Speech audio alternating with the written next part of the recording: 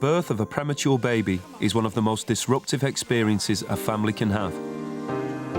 And with prematurity on the increase, it's an experience more and more people are going through. I think we need to deliver you. Oh, shit. Oh, sorry. With 40,000 premature births every year, Britain has the highest rate in Western Europe. Far more babies are viable down to gestations such as 23, sometimes even 22 weeks. What's happening, hey? We now have more assisted reproduction. You end up with multiple births and they tend to be premature. Trying to scare the living daylights out of me, little man. They are so small. It's almost like you can't do anything for them. There aren't enough intensive care cots, so tiny babies end up being moved from one hospital to another. This film follows two families who face up to the reality of having a premature baby.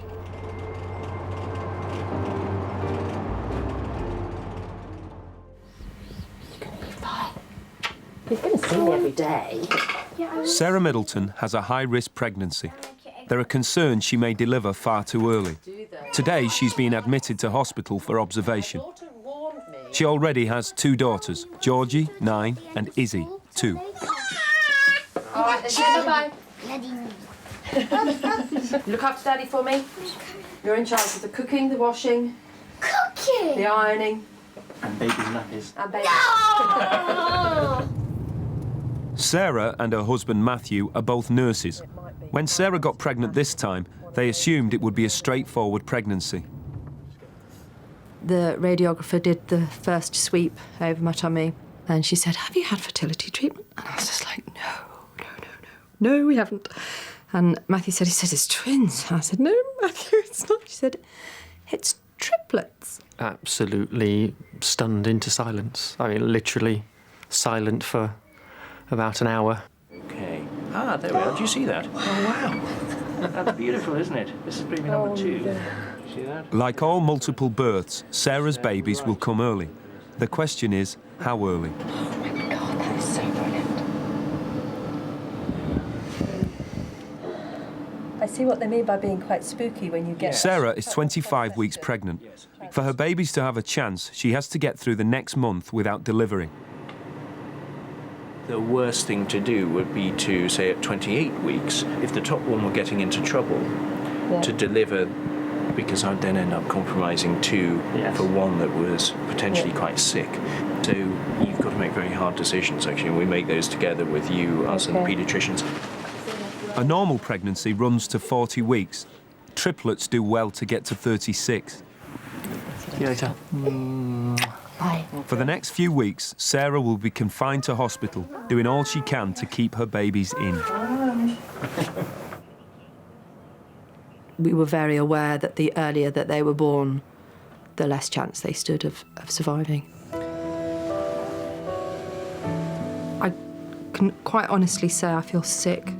Not associated with pregnancy, but just with the worry and the thought of them being born now, because I know that if they're born now, they will be so tiny, and the journey that they would face would be so huge.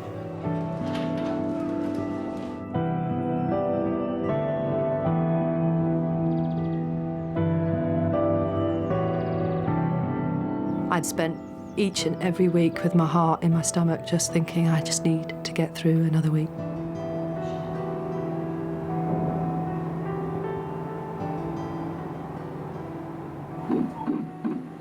Three weeks have passed, and Sarah is having her 28-week scan. One of the babies is showing cause for concern. This is the one between 1 and 2 and 3, so that's a much thicker membrane. This is the thinner one there. Can you see that, Nadia, as well? The triplets are identical twin boys and a singleton girl. The twins share a life-giving system, but one of the boys is growing at the expense of the other. If this doesn't improve, an early delivery may be necessary. It's not clearly abnormal, but it's probably at the higher end. It's a strange noise. It's a lovely noise. It's good that they're doing all this, is it? Alright? It's good that all this is happening. Yeah.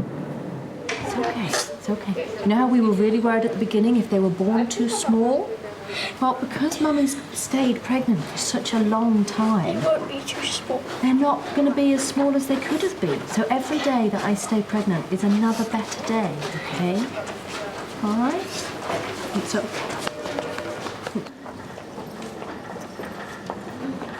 If the triplets were born now, they could survive, but the chances of severe handicap would be very high. Doctors encourage parents to confront the worst-case scenario. As each week goes by, the chances improve. I can't at no stage at this give you any guarantee that they're all going to be all right. No. And that any individual one of them is going to survive. If, and hopefully they do all survive, that of course doesn't mean that everything, unfortunately, is guaranteed to be okay. They may have suffered some form of injury inside the womb before birth. I'm thinking specifically of brain injury here, and then you need to be aware of that they may have long-term problems. Yeah. Okay, specifically thinking of either learning problems or problems moving and walking arms and legs. Okay. Okay. I think we're both very much in agreement that if things, from your perspective, are that they're fairly grim, that we wouldn't have a prolonged treatment whilst, you know, things were attempted or continued, because I personally don't have the psychological or the emotional endurance for that, and I know that now. I already know that. Hopefully I won't see you for a good 10, 12 weeks and everything will go well. Okay. Lovely, thanks very much. Cheers.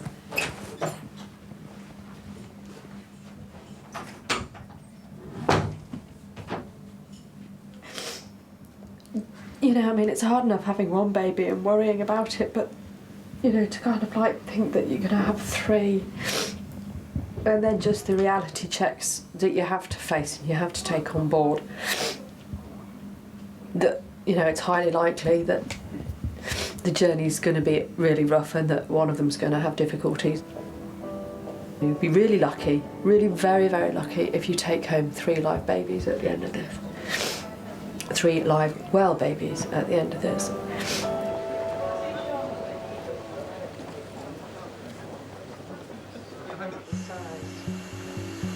to hold my hand, has it? Hold on his finger. Isaac Sidwells was born unexpectedly 4 days ago when his mother went into spontaneous labour. He arrived 3.5 months early, weighing just 1 pound 12 ounces. His parents, Sarah and Mark, have been told he has a 50% chance of survival. You don't want to hold my hand. He wants to sleep. The commonest cause for babies being born early is probably infection of the womb, which stimulates the mother to go into labour.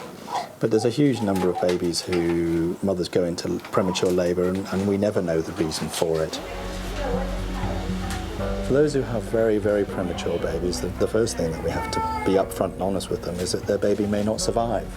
I try and put their fears to rest as much as I can, but depending on the gestation, unfortunately, sometimes it is high risk and fraught with danger.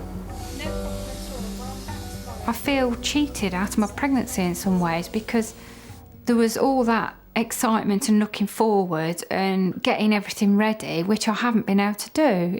It all happened of so much of a shock, and you think your baby's going to die. Well, that little dot in there is mine, but I can't pick him up when I want to. I can't put him to bed when I want to, like most people would.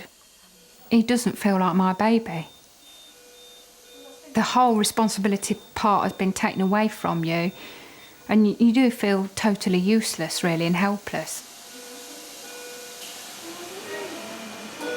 He's nice and settled, isn't he? He seems to be. I've brought a few things in for you so that we can maybe start to think about how we might record some of the lovely things that he's doing. Right. And also so that we've got something that we can start to keep all these little treasures in, all these little armbands and these pads.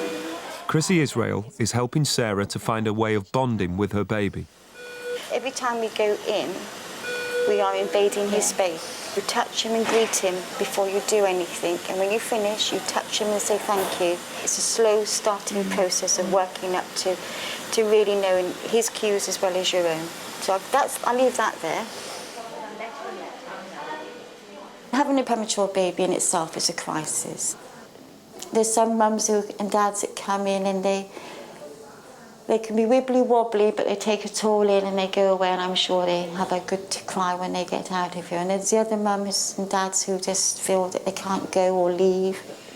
Sarah's on a high.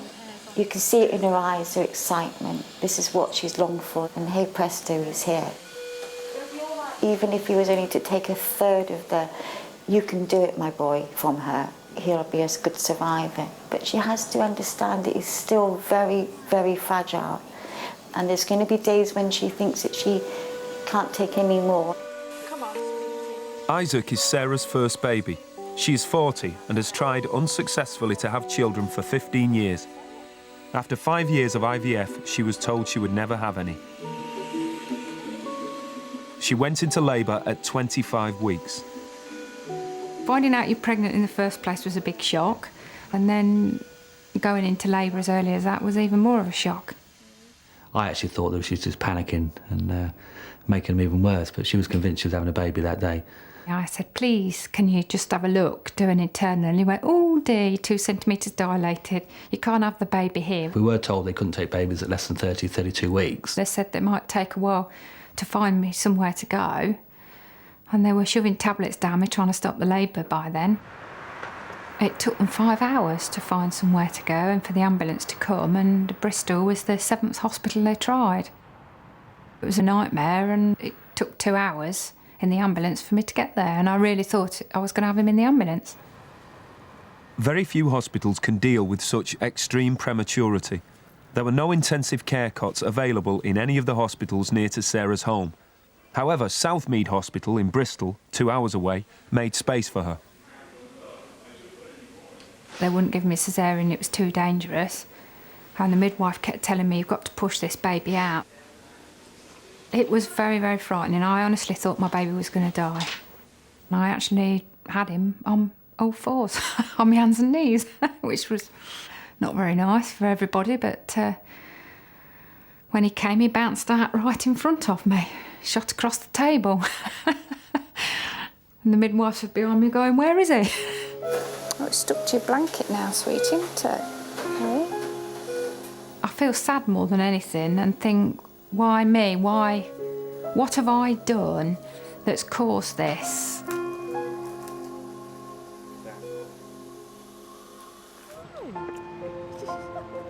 Sarah Middleton is now 30 weeks and living back at home. The doctors are hoping the babies will stay in for at least another month. Mum's worried.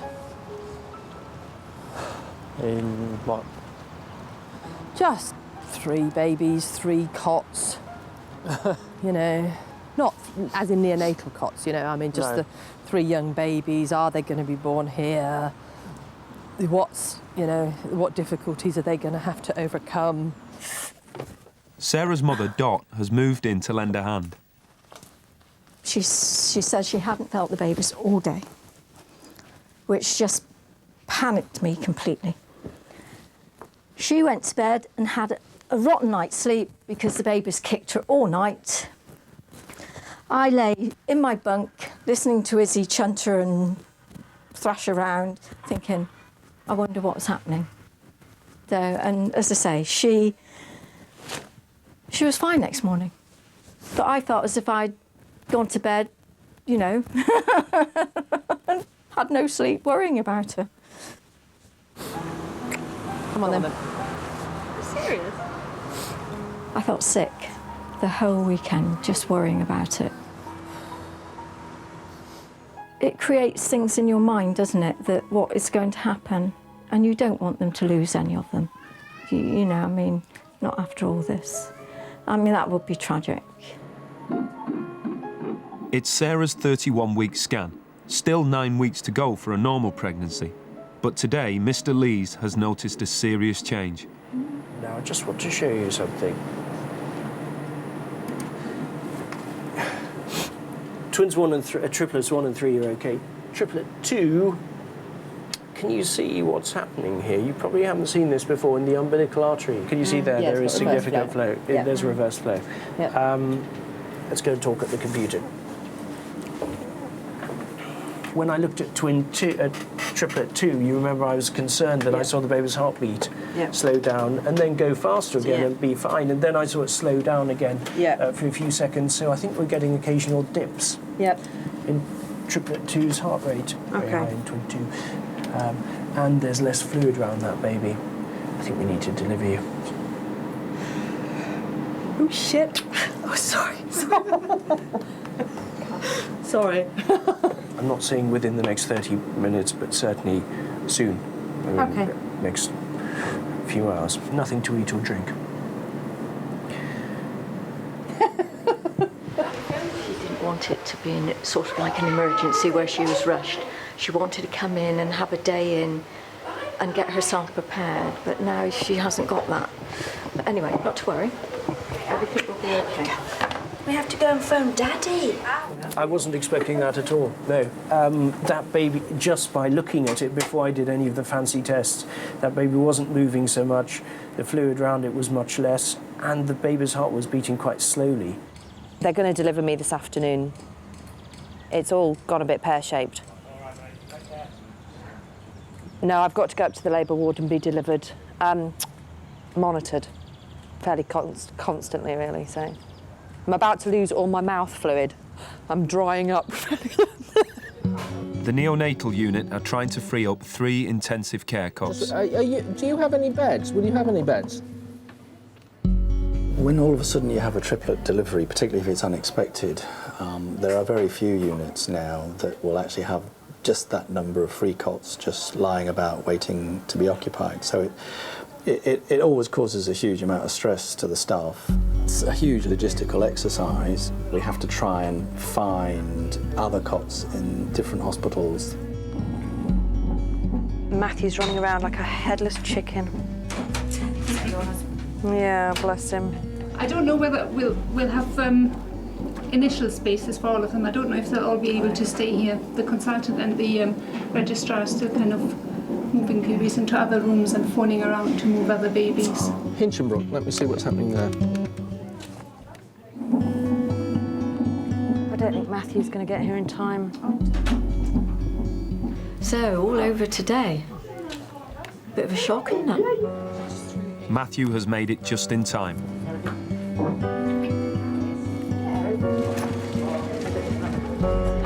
Need your mask on already? I don't know, I was told to get one. I would say I'm the only one. Oh, pleasure.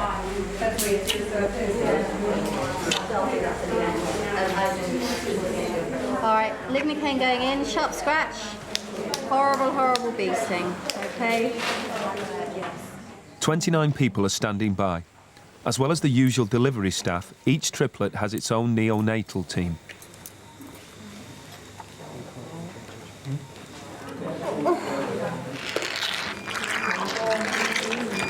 This is triplet 1. Hello, yeah? There we are. That's number 1.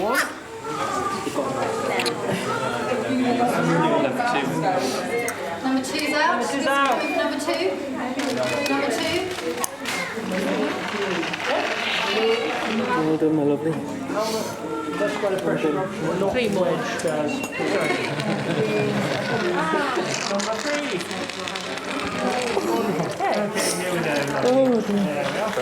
Oh, you little man.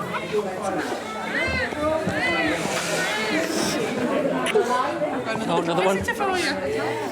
Can I see your mummy? This is number 2. Thank you. Give your mummy a kiss. Hello, Daddy. Oh. Okay. Gonna put you back now, okay? Yeah.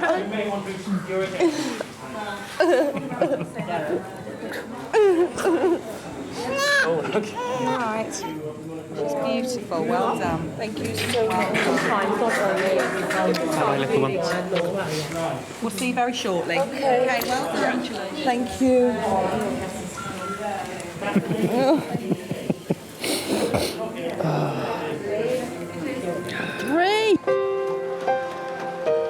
The babies have been delivered safely, but being triplets, they are 2 weeks less developed than a single baby born at 31 weeks.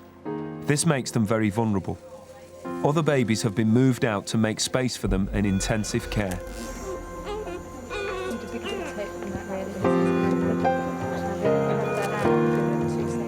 Triplet 1 is Gregory, weighing 3 pounds 12 ounces.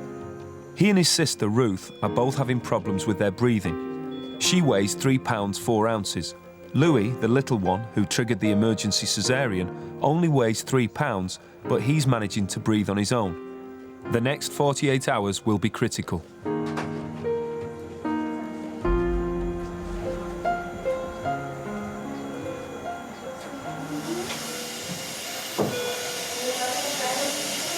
Come on, sweetheart. Isaac is 10 days old, still over 3 months before he was due to be born. He has started having bradycardias. His heart rate slows down because he forgets to breathe, which wouldn't be a problem if he was still in the womb. Is this one of his little brackets? Yeah, it looks like it, although he's not gone blue. Come on, sweetheart.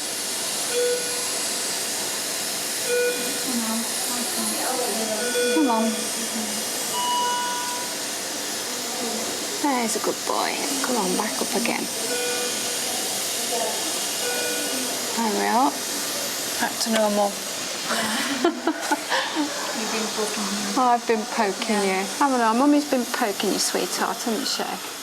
Because he is so early, there's so many things that can go wrong. He can have bleeding on the brain and problems with his heart, his lungs, his liver, his kidneys, anything really. I don't know whether I think I am coping, I'm not sure. I suppose other people think I am coping very well, but I don't feel all the time that I am.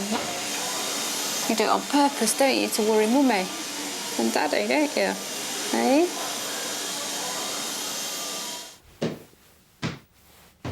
Sarah's husband, Mark, divides his time between the hospital and running their antique shop. It's a 5-hour round trip, and Mark can only manage to see his wife and baby twice a week.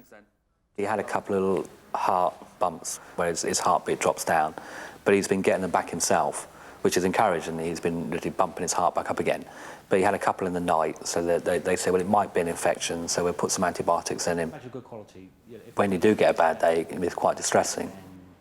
You know, I mean, I wandered around the shop thinking, what am I going to do with myself? Shall I shut the shop, go to Bristol, or wait for Sarah to ring me and see if she wants me down there?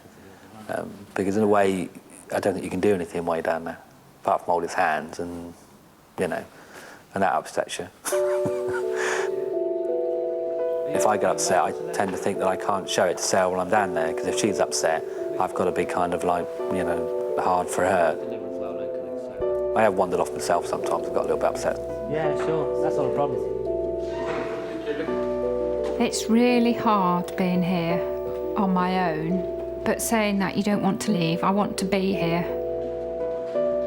I wander away from him and then I'm scared of going back in case he's died while I'm not there.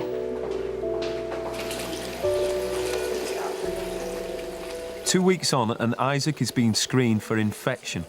This can be life-threatening for a premature baby with an undeveloped immune system. He was quiet. He wasn't making any noises when we touched him or did anything with him. His heart rate kept dropping, and his saturations kept dropping. So he had a full workout, unfortunately for him. I know. You want your dinner, don't you? Yeah. We knew that he would go downhill a bit at some point, and we're just hoping that it's just a small blip.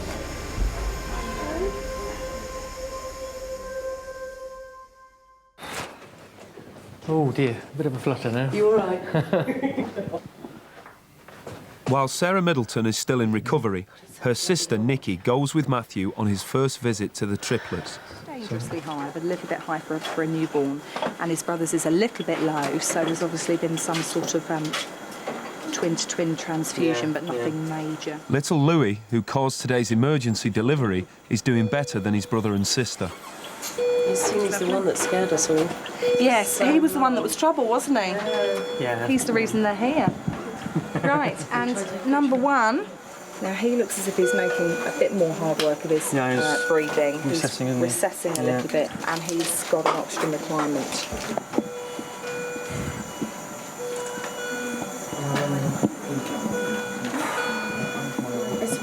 isn't it?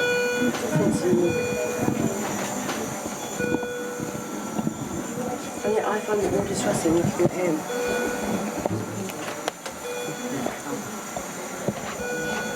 It's all right. He's talking to you. Hey?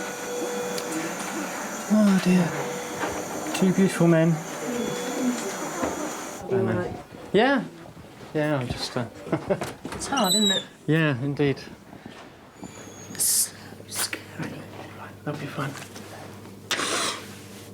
Poor little buggers. They're so small, aren't they? And you can, I mean, and his chest is moving. And like, you know, you see it in adults and it's not quite so distressing, is it? But they are so small. And it's almost like you can't do anything for them, can you?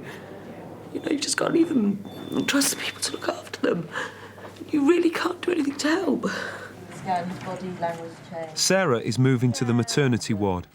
On her way, she is allowed the briefest of visits to her babies.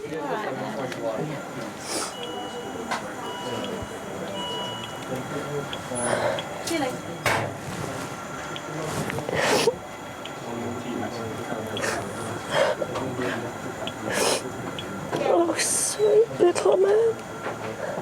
I was actually glad then that I had to be taken away because it was too overwhelming to stay, because they were so small. And I couldn't do anything. You know, they were separate from me, so I was not nurturing them in any sense. And they were attached to wires and monitors, so although somebody says they're fine, and I had no control over their environments or what was happening to them, and it was essentially all handed over to somebody else, and that was very, very unsettling. On her new ward, Sarah is surrounded by mothers holding their babies. I've missed that, you know, that closeness and that smell and that snuggle and that nuzzle that you get, and that sense of completeness when you hold them. I'm still waiting to go from, you know, being pregnant and feeling kicks and moves to feeling essentially empty, but with nothing to show for it. Going from having quite close contact with them to having nothing at all, and being very aware that somebody else had contact with their little one, and hearing them and knowing that they were touching them and, you know, looking at their eyes and their ears and their nose and their face and holding their fingers and talking about it, and that I could hear it, and I just very much wanted to tell them to go and do it somewhere else. I'm very jealous. 48 hours after triplet Gregory was born, doctors have discovered he may have a serious problem. Some blood vessels in his head have burst because the capillaries are not sufficiently developed. We've scanned his head again, and unfortunately he's had a very small bleed into his brain. It doesn't seem to have got any worse on today's scan, so that's good, but it's a worry that the fact it's there. Clearly, if the bleed was to extend and become worse, then we would start being far more worried about his outlook in terms of his learning and possible handicaps later in life. Trying to scare the living daylights out of me, little man. Hello. Hello. Get to find out what's going on with you today. Regarding Ruth, this evening she's had a little bit of a setback, and we've had to increase the ventilation again because she's required a certain, her oxygen requirement has gone up. And we're doing some x-rays now and a couple of other tests just to see what the problem is, because something clearly is not quite right. I wouldn't be surprised if her lung has collapsed. She's recessing quite a lot, isn't she? She is. So she has collapsed? I don't know. I haven't All right. got the X-ray back. Okay. Sarah and Matthew have asked for a blessing. Thank you, Father God, for his safe delivery, and we pray for your continued healing in his tiny life. Father God, as we ask for your healing in this tiny life, we pray for this family, that they would know your loving presence during these anxious times of waiting.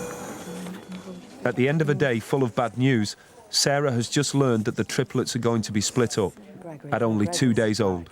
But that's all I got to see. Is there any way you could find out whether there's any space in Welling for me? Adam Brooks is a highly specialised unit.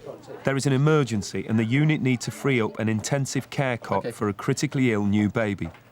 Little Louis is nominated for transfer to another hospital 50 miles away. OK, well, that's useful to know, but we turned away last year something like 500 babies because we either were full to bursting or we had no staff, so it's a big problem. We work hard to try not to turn babies away, and I feel very strongly that we should be trying to admit the smallest and sickest babies to give them the best chance. We'll see you very soon when we come and see you every day. Felt just unbelievably guilty that I hadn't spent more time with him before he was going to be taken away.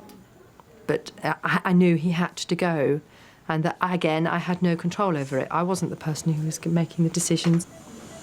They need the bed, and Louis, the healthiest one here.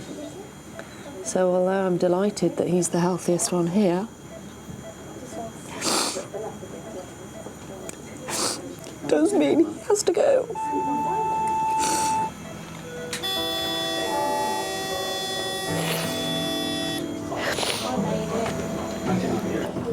I was angry in that it was my baby and that it wasn't somebody else's.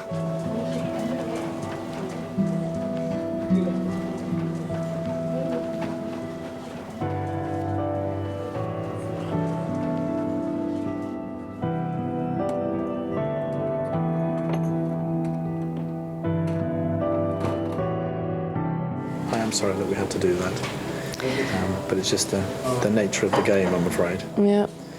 No space, ill baby on the way, and Louis was very well, so I'm really sorry we had to.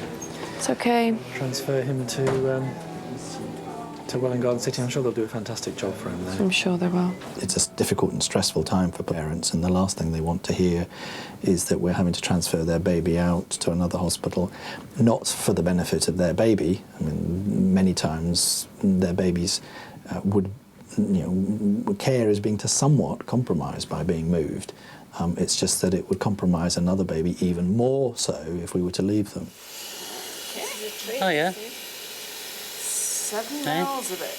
Right, big stuff. I wanted to breastfeed initially, and I thought, well, how can I breastfeed? I can't even pick him up. And they explained to me that, yes, you can express your milk and we'll chew feed it to him.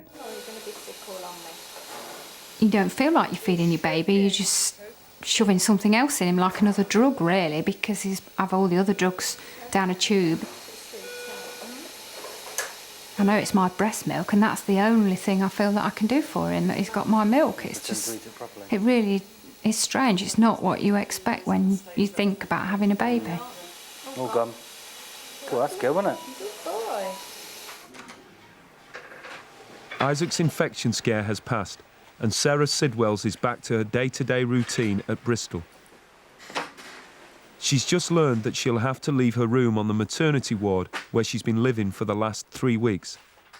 Usually mothers move out after a few days, but because Sarah is so far from home, the hospital have allowed her to stay on. Always got to worry about where she's going to be, no, anything else, eh? My little sweetheart. Well, this afternoon they came and told me that after Friday I need to leave here, which I was expecting anyway, but I had a bit of an upset with the midwife because she told me that I should go home, and I'm not going to go home. I'm going to try and find a bed and breakfast locally, because at the moment I'm not happy to be 2¼ hours away in case there is an emergency. It's just too far to get back in time. Plus the fact that I'm still expressing my milk, so that makes it more difficult. I have to do that every 4 hours. Not really. Yeah, I mean, nobody else has told me that I should be at home. I don't think anybody else thinks I should be. You can give it up whenever. Sarah explains her situation to the doctor. So many things to think about. Dear. As if I've got enough stress. Yeah, I know. Hey, sweetie pie. I can hear you, Mum. Sounds like I'm moaning, doesn't it? Mark was angry when I rang him and told him. He's not very happy with it at all, as he says, I didn't ask to be brought here. We didn't ask for Isaac to be born early. I mean, this was the 7th hospital they tried. Tomorrow I shall have to nip out and try and find a bed and breakfast within walking distance, really, or on the bus routes, so I can still be here every day, because obviously I need that contact so he knows who his mum is. Sarah Middleton has been separated from triplet Louis for nearly 2 days. His brother and sister remain poorly but stable, so she and Matthew take the chance to drive to Welling, over an hour away, to see Louis in his new hospital. Hello. Just look at him. It must make so much difference when you can see their eyes. Yeah.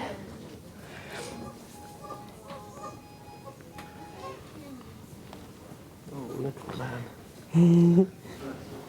We are going to find it so hard to be in 2, 3 different places at once.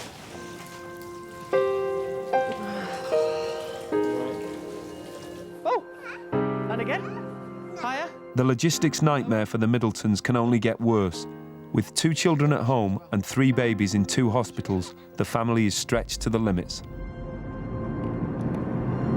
I could be doing this for another month to 6 weeks, quite easily.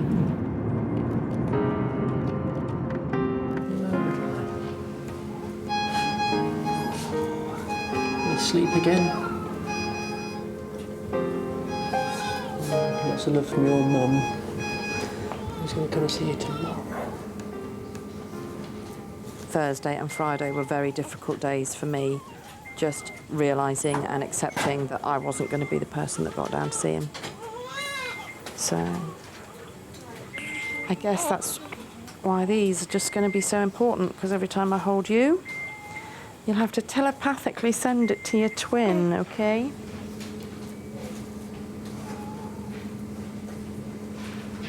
Oh, look. Here it is. On top of his head. Isaac is doing very well for such a premature baby, but it'll be months before he can leave hospital. So instead of Sarah Sidwell's moving out, staff are trying to find an intensive care cot for him closer to home. I'm in Bristol. I don't know whether anybody has phoned you over the last few days about the baby that we have here, and Isaac Sidwell's. The nurses would go in and say, well, we found Hereford, or we found Worcester, or we found so-and-so, we found Gloucester or Cheltenham, to see if we can get you nearer home. And I think it's like a hotbed system, you know, one in and one out, and they slowly filter their way nearer and nearer home. I phoned Worcester.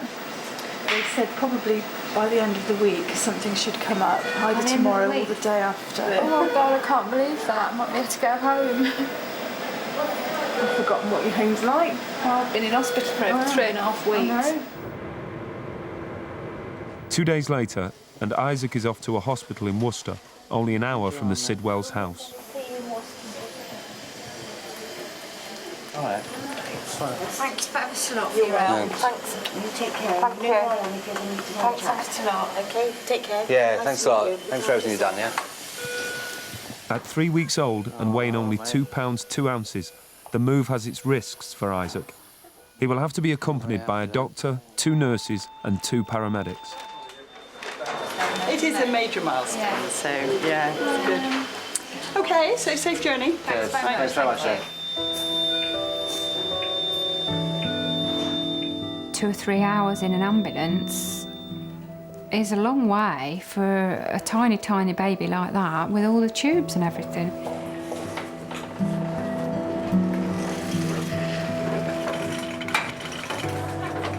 The thought of that long journey, still being monitored and still with him having his bradycardia attacks, was quite frightening.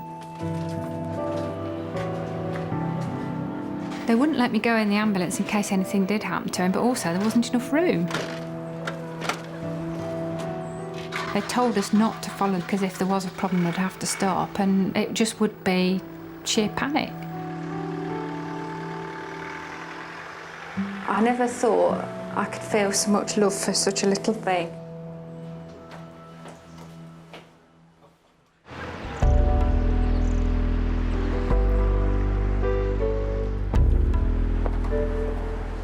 2 weeks and 2 hospitals later, life has become easier for the Sidwells because Isaac has been moved even nearer home to Hereford. Now Mark and Sarah can take it in turns to be with Isaac and work in the shop. It does feel strange being here, but I keep looking at this picture on the computer, so it's not too bad. Isaac has made remarkable progress and has moved out of intensive care. Unless he has a setback, he just needs to feed and grow. What's the matter, mate? For some reason or other, when you try and change him, he stiffens his legs out and won't bend them. Don't you, mate? We'll take you by surprise. Bend your leg. Bend your leg. That's it. We got it. No, bend your leg, mate. I can't put it on if you don't bend your leg. Louis is on his way back to Addenbrooke's to be reunited with his brother and sister after 12 days away.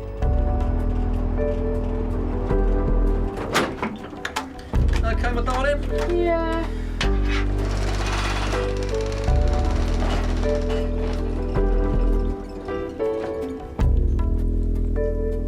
The triplets are 2 weeks old. Gregory and Ruth have just moved out of intensive care, and for the first time, all 3 of them will share the same nursery. Come and say hello. The only tubes they need now are for feeding. Big yawn. Oh my God, look. There you go. It's real. Yeah, you can play. Oh, Mother of God, we've got 3 babies. I'm just relieved, sweetheart. It's just... You don't ever think you're going to get this far with everything that they say and everything that they prepare you for, and... God, 3 babies. A lot of parents, once their baby actually gets to the stage where it's out of danger and is now well, that they then, it hits them and they do become depressed. Adrenaline can keep you going for a while, and whilst the stress levels are high, you can carry on, and then when things get better, actually, all of a sudden you then relax and it hits you. Every little thing seems to be a worry, and it shouldn't be, but it is. It seems tenfold when you're depressed. Thinking about the first few weeks of his life, I think I was in shock. I didn't realise at the time just how ill he was. And it's quite frightening and scary thinking back about that, and I found it quite hard to deal with. He's well now, and he's done exceptionally well all the way along, but he was very poorly to start with. See you later, yeah? Yeah. All right, have fun. See you later. In Isaac's final week before discharge, Sarah is living on the unit to build up her confidence before taking him home. I mean, I've got no reason to be depressed, but I kept thinking about how things could have been. Now when I look at the pictures, I think, God, did he really look like that? And I'm not surprised that all my family were shocked. They were quite happy. But, you know, Brian, he would make it. I'm not having another baby. It's been too much stress. I feel really, really lucky to have Isaac and that he's the way he is, because there are so many things that could have been wrong with him, and I'm not just going to push me luck. I mean, you're looking forward to coming home, but then you worry, then you think, well, have I got everything right? Is he really well enough to come home? We think it's still very fragile, and we wanted to make sure everything's all right for him. Will he be warm enough in his bed? Has he got the right clothes? Have we got all the monitors and alarms we wanted to? So that's plugged in there, that's plugged in there. Right, first one then. First one? Yeah. There we go. This is just going to be such an exercise, isn't it? I'll put one in the back here as well. Shall I? Somebody put 3 babies in the back of our car. We're going home.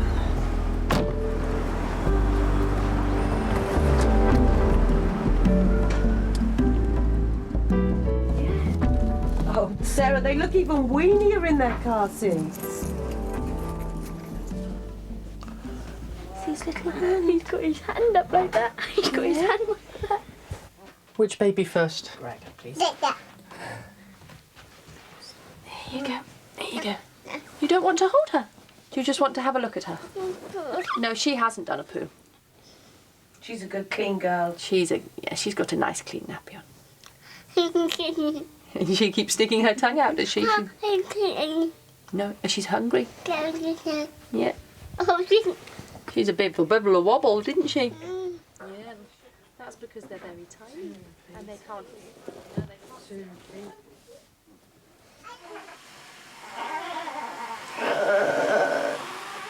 1 month later, and the triplets are all over £5, which is good for them, but they're still half the size of a term baby their age. The Middletons are coping, just, thanks to family and friends. It's not Mummy that's feeding you today. It's Georgie. You stay exactly where you are.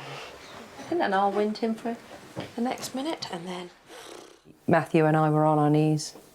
We were just totally exhausted. Found the darker recesses, haven't we? Yeah. That sleep deprivation brings on. It would surface in the middle of the night. You know, you'd feed one, get them changed, get them sorted, and they'd be sick. You'd feed the next, you'd feed and get them sorted, and then they'd be sick. So you'd be on the second or third change. And Matthew was so tired, you know, he got really quite angry at one point. Just felt that I had a total loss of control on what feelings I had, and the feelings that I did have, which I'd become obsessed about, were purely negative. I have a postnatal depression without the hormones. 80% of people with a neonatal experience have a postnatal depression of some sort. You might have to get... Although the babies are home, the uncertainty continues. Sarah and Matthew have just learned that Louis is partially deaf, and his twin brother Gregory is profoundly deaf. When I'm feeling tired and slightly down, actually, I kind of like think, God, what on earth have I done bringing 3 children into a world that is so destructive, and there's so, when you turn the news on and it's, well, you know, one thing. But, you know, at other times, you know, it's a beautiful world, and I've got, you know, 3 beautiful children. Oh! Here we go, sweetheart, on our way home. Hope he's not sick in the car. Let's pop him up and down. Isaac is 11 weeks old, which is still 3 weeks before he should have been born. Oh, mate.